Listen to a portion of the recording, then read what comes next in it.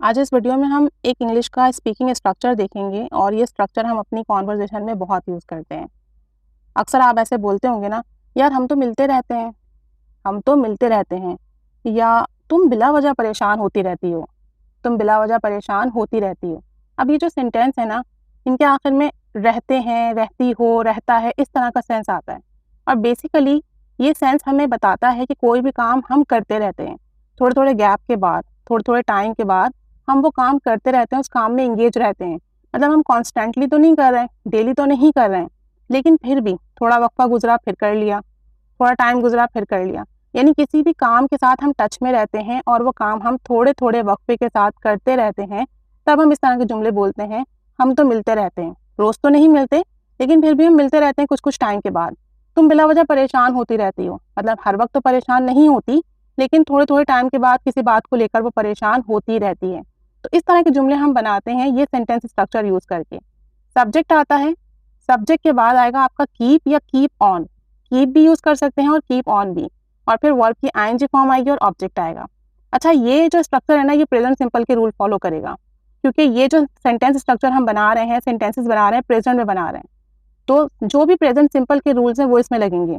यानी आपका सब्जेक्ट अगर ही, शी, इट और सिंगुलर नाउन होगा तो कीप में एस लग जाएगा, कीप्स ऑन हो जाएगा या कीप्स हो जाएगा, और वर्ब की आईएनजी फॉर्म वैसी रहेगी, उसमें चेंजेस नहीं आएंगे। और अगर आई, यू, वी, दे और एक से ज्यादा नाम आपका सब्जेक्ट है, तब आपका कीप सिर्फ और सिर्फ कीप रहेगा, इसमें एस नहीं लगेगा। इसी तरीके से अगर आप नेगेटिव बनाओगे ना इसका, तो सब्जेक्ट के बाद डू नॉट और डज नॉट लगेगा, जैसे प्रेजेंट सिंपल में लगता है डू नॉट और डज नॉट। उसके बाद वापस से कीप या कीप ऑन आएगा, फिर वर्ब की आईएनजी फॉर्म और फिर ऑब्जेक्ट। अब डज किसके साथ लगाएंगे? डज आप वैसे ही लगाएंगे जैसे आप प्रेजेंट सिंपल में लगाते हैं।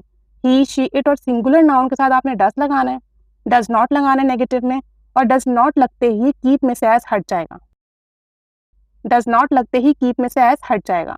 डजंट के बाद वापस से कीप आ जाएगा, फिर वर्ब की आईएनजी फॉर्म फिर ऑब्जेक्ट। और डू नॉट आप लगाएंगे आई, यू, वी, दे और प्लूरल नेम के साथ, और उसके बाद तो डोंट के बाद तो वैसे भी कीप ही रहेगा। तो जो चेंजेस आएंगी ना आपकी, वो ही, शी, इट और सिंगुलर नाउन में आएंगी, कि वहां आपने कीप को कीप्स करना है, नेगेटिव में आपने डजन के बाद वापस से कीप कर देना है। बस ये इतनी सी बात आपने याद रखनी है। आप कुछ सेंटेंसेस देखते हैं, हम तो मिलते रहते हैं, यानी हम अक्सर मिलते रहते हैं, थोड़े थोड़े टाइम के बाद हम मुलाकात करते रहते हैं। तो हम के लिए आ गया वी के साथ लगेगा कीप और फिर वर्ब की ING form meeting. We keep meeting या वी कीप ऑन मीटिंग, दोनों हो सकते हैं। वी कीप ऑन मीटिंग, हम मिलते रहते हैं, या वी कीप मीटिंग, हम तो मिलते रहते हैं। वो मुझे समझाता रहता है, वो ही। अब ही के साथ आएगा कीप्स, ही कीप्स, समझाना, समझना होता है अंडरस्टैंड, और किसी दूसरे को समझाने के लिए हम यूज करते हैं make somebody understand, make somebody understand. तो अब यहाँ पे मेक की आईएनजी फॉर्म आ जाएगी मेकिंग। ही कीप्स मेकिंग, मुझे समझाता है तो मी आ जाएगा, he keeps making me understand. Somebody की जगह पे मी आ जाएगा, मुझे समझाता रहता है।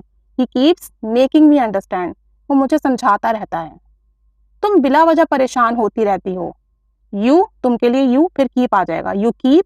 वरी की ING form worrying, you keep worrying for no reason, बिला वजह for no reason, you keep worrying for no reason, तुम बिला वजह परेशान होती रहती हो।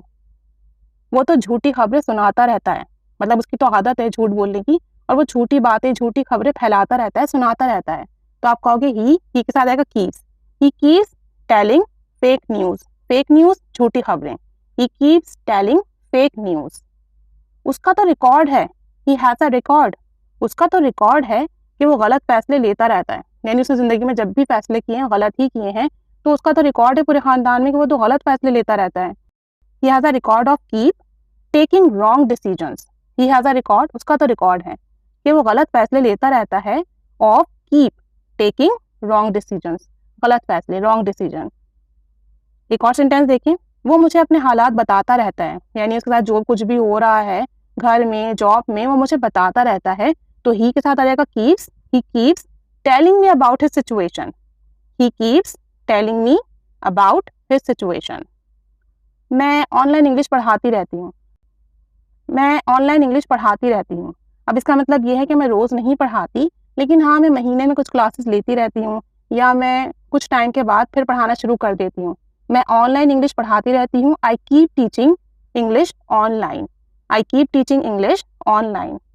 वो मुझसे मिलती रहती है। She keeps meeting me. She keeps meeting me. हम इस्लामाबाद जाते रहते हैं। हम इस्लामाबाद जाते रहते हैं। We keep going to Islamabad. We के साथ आ गया कीप, फिर going to Islamabad. We keep going to Islamabad. वो मुझे मशवरे देती रहती है। She keeps advising me. She keeps advising me. वो मुझे मशवरे देती रहती है। अब 2 सेंटेंसेस आपके लिए हैं। वो मुझसे पैसे मांगता रहता है।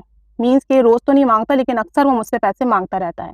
वो मुझसे पैसे मांगता रहता है और वो मुझे फ़ोन करती रहती है। अब इन दोनों सेंटेंसेस को आपने कमेंट बॉक्स में शेयर करना है। ट्रांसलेट करना है। इस सेंटेंस स्ट्रक्चर को अपनी कॉन्वर्जेशन में यूज़ करना है और ज़्यादा से ज़्यादा प्रैक्टिस करनी है, ज़्यादा इंग्लिश बोलनी है। Keep staying with us. Thanks for watching.